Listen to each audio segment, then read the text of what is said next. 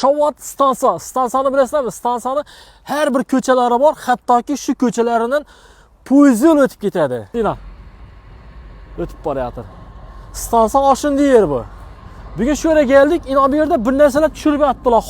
Xalta narsalar tushirib yotibdilar. Nima tushirib yotibdi bu yerda bilmayman. Oho.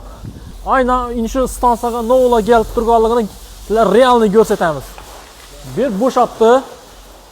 Tushirib bo'ptilar. Temur, assalomu alaykum. Yaxshimisiz? Sog'ligingiz yaxshimi? Xormonchilar bilan charchamasdan.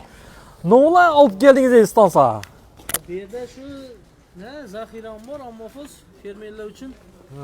Dori mineral o'g'itlar. Hammasi necha vagon keldi? Bugun ayna 4 vagon keldi. Oqshom bir 2 vagon keldi.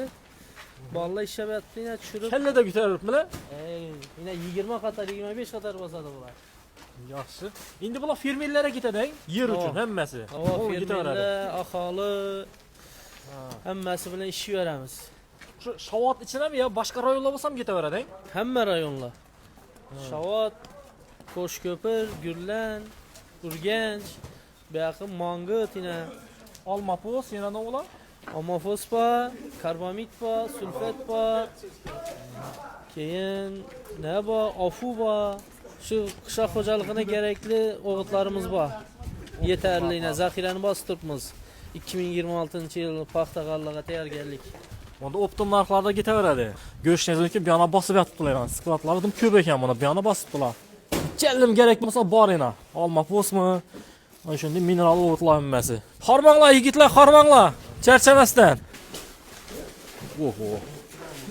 Bo'libdilar. Vagonning ichini qaranglar.